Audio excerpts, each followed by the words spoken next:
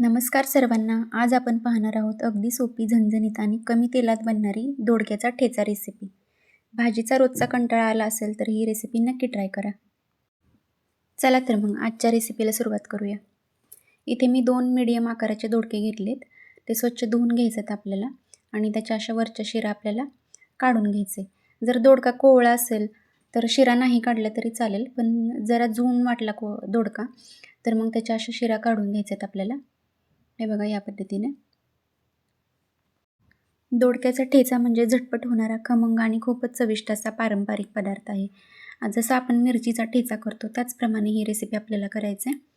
इथे दोडक्याचे मी बुडके काढून घेतलेत वरचे आणि खालचे आणि चिरून घ्यायचे, किंवा किसला तरी चालेल आपल्याला दोडका डायरेक्ट, पण असे तुकडे करून जर किसला तर जरा सोपं पडतं आपल्याला किसायला सुद्धा. आता दोडकाचा ठेचा बनवायची ही सगळ्यांची वेगवेगळी पद्धत असते. कोणी ठेचून करतं, कोणी मिक्सरमध्ये बारीक करतं, तर कोणी किसून करते. हे बघा इथं आपण एकदम मीडियम आकाराच्या किसणीने किसून घेऊया दोडका, म्हणजे जेणेकरून दोडक्यातलं जे पाणी असते ते खूप पडत नाही. आणि जरी खूप पाणीदार दोडका झाला तरी नंतर आपण किसल्यानंतर त्याच्यातलं पाणी पिळून घ्यायचं, जर जास्तच पाणीदार असेल तर. हे बघा अशा प्रकारे सगळे दोडके व्यवस्थित असे दोडक्याचे काप किसून घ्यायचे आहेत आपल्याला. जसं तुमच्या पद्धतीने तुम्हाला जाडं वाटेल, शक्यतो मीडियम आकाराच्याच किसणीने किसावेत, म्हणजे ते दिसायला पण छान दिसतं, म्हणजे एकदम बारीकही नाही आणि जास्त जाडं भरडंही नाही. दोडक्याचे सगळे काप आपले किसून झालेत. चला आता मसाला बघूया. इथे मी घेतले 1 वाटी शेंगदाणे, 1 वाटी कोथिंबीर आणि पाव वाटी लसूण घेतलं आहे आणि 10 ते 12 मिरच्या घेतल्या आहेत. दोडक्याला जास्त तिखटही नाही करायचा, म्हणजे घरातली जर लहान मुले असतील तर ते सुद्धा खाऊ शकतील आवडीनं.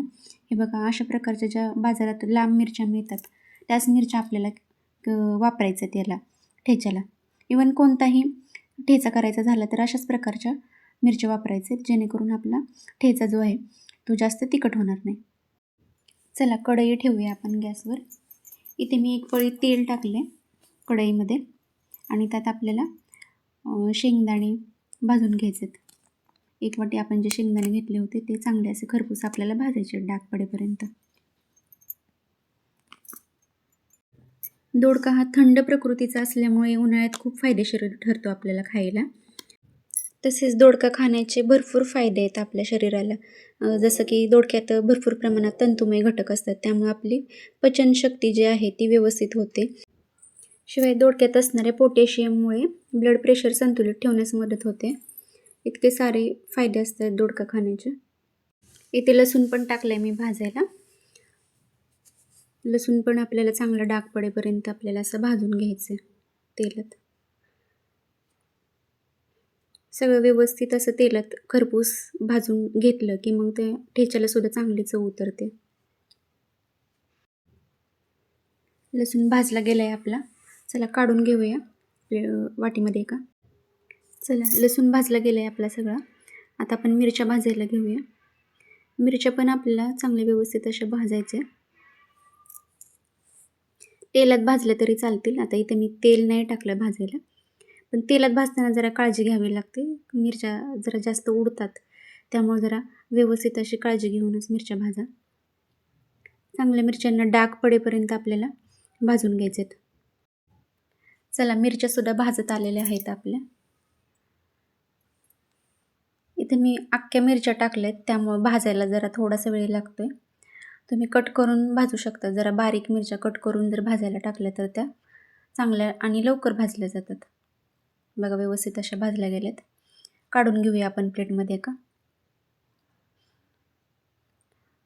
आणि ठेच्याची तयारी करूया. इथे खलबत्त्यात मी लसूण टाकलाय, त्याच्यानंतर मिरच्या टाकल्यात. आता इथं जिरं मी फोडणी देताना टाकणार आहे.